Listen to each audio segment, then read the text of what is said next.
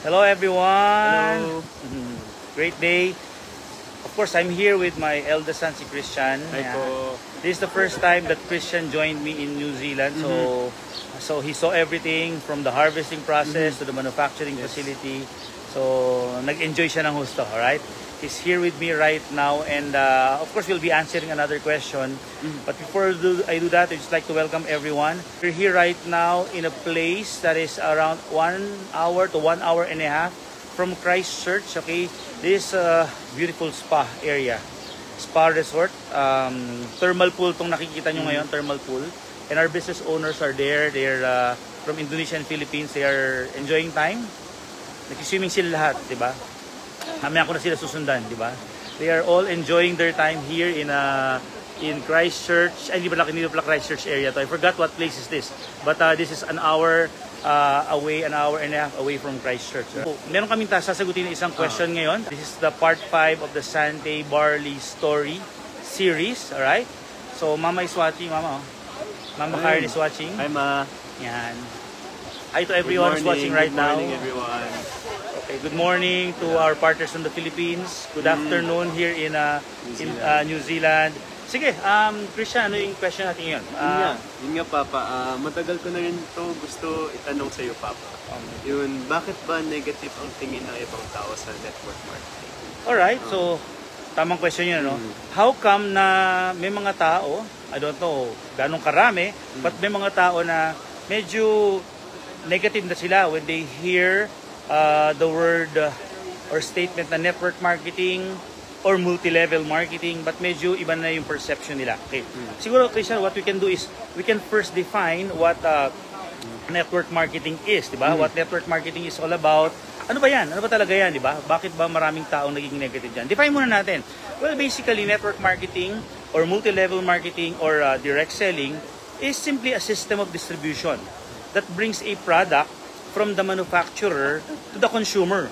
And of course, in the process of bringing the product from the manufacturer to the consumer, both should be satisfied. Happy manufacturer, happy rin yung consumer. Kasi pag may isa sa kanila na malungkot, parang feeling nila na lugi sila, there's a presence of fraud. So that makes the business not so lucrative, or yung ibang tingin nila illegal, di ba? So ang legitimate na network marketing, direct selling or multi-level marketing, may system of distribution. Kasi Christian, importante sa ganitong klaseng negosyo is satisfied lahat and yung product nagmo-move, di ba? Now the question is, how come there's a lot of people not only in the Philippines but all over the world na pag sinabing network marketing, naging negative na sila? So let me just share to you some of the facts that I've based from my experience for the past 24 years. Ano ba yung reason talaga? How come people sees network marketing as something negative, di ba? Number one, alright. Remember, when you talk about network marketing, ang pinaka-importanting component dito is the product. Okay, there needs to be a product. So if there's a company offering a business opportunity claiming na network marketing or direct selling, pero wala naman talagang produkto, questionable na kaagad yun. Now, is the solution having a product? Well, not necessarily, because even though may produkto yung kumpanya, ang unang question is, are the company focused on building the brand, marketing the product? Kasi pag kahit anong ganda ng produkto, pero ang approach pa rin is, sumali ka rito, yayaman ka, kikita ka ng malaki, medyo questionable again yun, di ba? Medyo questionable again yun. Medyo questionable na naman yun, di ba? So, now, does that mean pag may product, automatically legal na kaagad? Maraming factors tayong kailangan consider. Number one, yung product ba mayroong unique selling proposition? Or yung product nilabas lang talaga because there's a business opportunity? Kasi alam mo sa negosyo sa distribution of network marketing or direct selling, the product really is moving even though walang negosyo. Kahit walang kitaan, yung produkto bibili ng tao. Alright, so that's one of the things that you have to look at in a direct selling or network marketing system of distribution in a company. Okay, kung yung produkto may compelling reason for people to buy. Kasi kung wala namang compelling reason for people to buy because the product is ordinary, not unique, di ba? Medyo questionable. Now, what are the other signs that a company claiming to be a legitimate company is a real direct selling or network marketing business, or is just using those terms to take advantage of people. Okay. Bakit ba maraming napupursuit sa network marketing, direct selling? Ang isang nakikita ko dyan is yung overpromise, alright? There's a lot of people na sumasali sa network marketing because sobrang tindi ng pangako sa kanila. Ano ba yung mga promises usually na ginagawa ng mga tao to entice people to join network marketing? Number one, syempre yung laki ng income. Ipapakita ka agad sa'yo, malalaking cheque, milyon, everything. So, ang tendency, especially for Filipinos and even in Indonesia, ang tendency is they'll get excited because syempre lahat naman tayo nangangarap lang eh. Nangangarap yumaman. Pero ang reality is, that's over-promising. Not everyone will earn millions in network marketing. Yes, there's a potential really. Pero offering or enticing people to join for them to earn millions, minsan dun tayo nagkakaroon ng frustration. Bakit nagkakaroon ng frustration? Kasi ang tendency, na-excite na sila, they believe that they'll earn millions, and in a few months time, walang nangyayari, nagkikwita ka agad sila. Sa totoo lang, Christian, in any business, wala namang nangyayaring overnight eh. Sometimes may timing na in short span of time, you'll earn a lot, pero there are times na hindi. You still have to build your business. So promising heaven and earth in network marketing sometimes is the cause on why people becomes negative, di ba? Ang isa pang napapansin natin ngayon, Christian, malamang nakikita mo yan, di ba? In the business of network marketing, yung promise of having a luxury car. Nakita mo na ba yan, yung mga ganyan scenarios? Madami na din ako nakikita na they promise luxury cars, they promise luxury house, everything.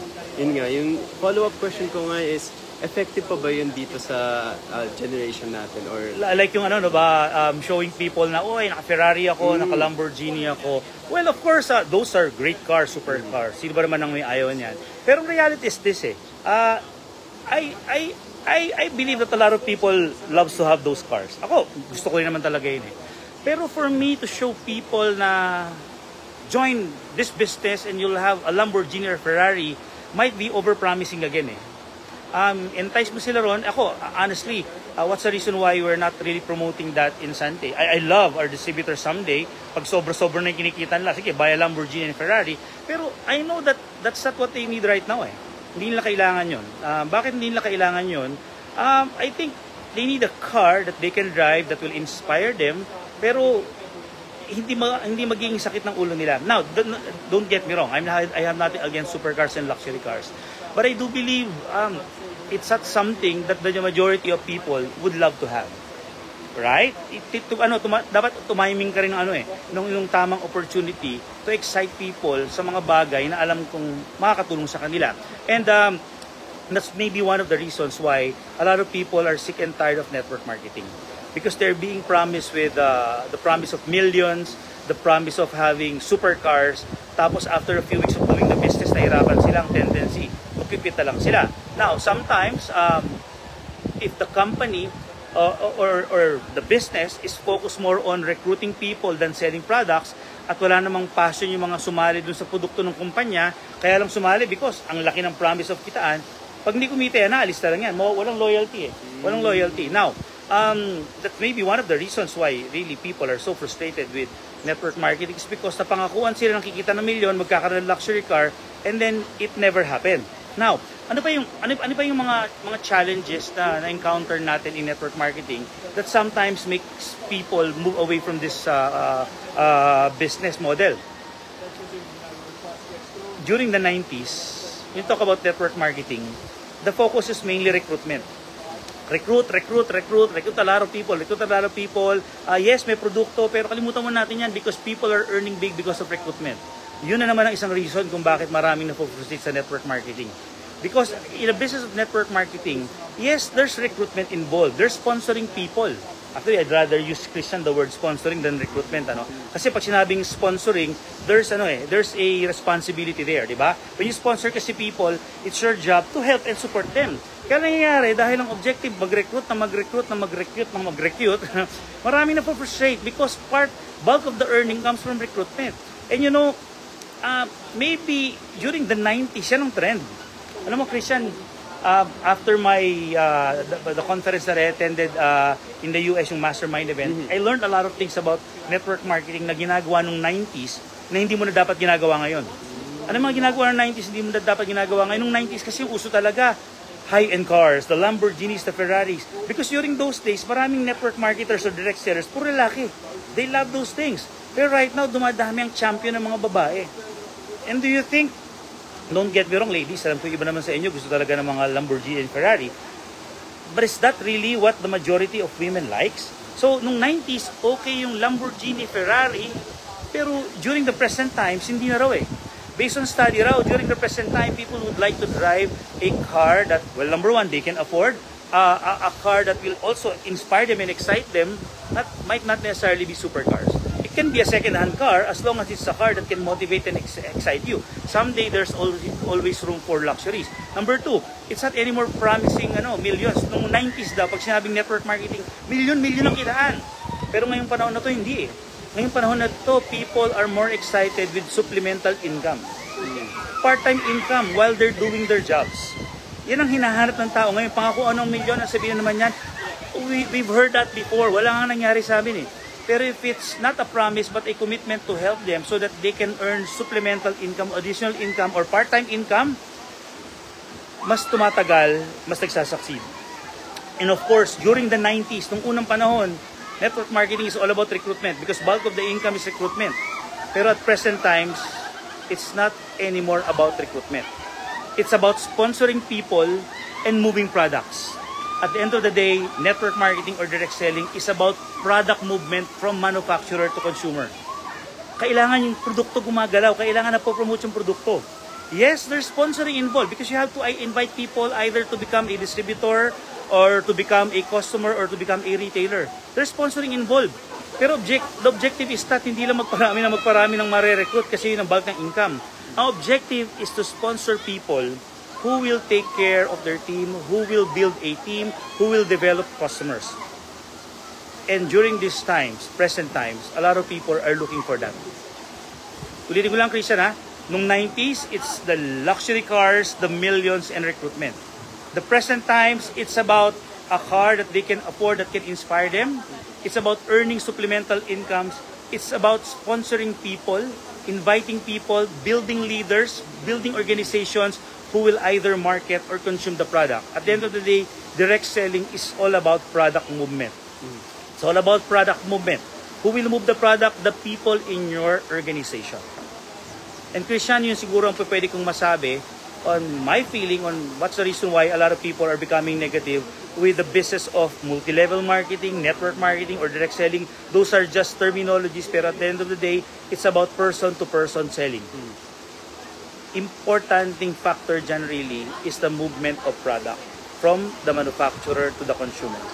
And I really hope that this video, Christian, will help a lot of not only the business owners of Sante, but for other people who are considering direct selling or network marketing as a career. True enough, mga kapatid, tapatan tayo, there's really a huge opportunity about this business. Be sure that number one, you're in the right company. Number two, you're marketing the right product. Number three, you're building the right team. You're developing yourself to become a better leader. And at the end of the day, this business of direct selling can really be a career.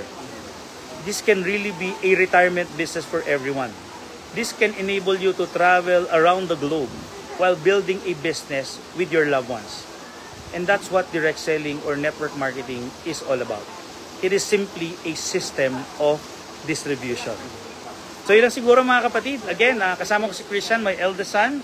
He's enjoying his time in New Zealand. Pero pinag-aaralan niya how to go about the farming and the manufacturing process here. Baka balang araw gusto mo dito ka lang mag-stay. Ayaw mo. Pwede naman. Pwede naman. O, dito lang daw siya mag-stay, di ba? Whatever yung pwede mangyari dito. So, last day namin dito ngayon. Hindi ko mapakita sa inyo yung mga business owners natin kasi nasa pool sila. Bawal mag-video sa pool. So, thank you very much for watching. I hope na marami tayong natulungan with this video. I assure you, I've been doing direct selling for the past 24 years. It's something worthwhile for you to consider because it can really change people's lives for the better. As long as you're doing the right system and you're doing this not only for your personal benefit, but for the benefit of people around you. At the end of the day, it's helping people live better lives. Thank you. God bless you all, and to all partners in the Philippines, I'll be back home tomorrow. We'll see you very, very soon. Miss you all. Love you. Bye-bye, everyone. Bye-bye. See you. Bye-bye.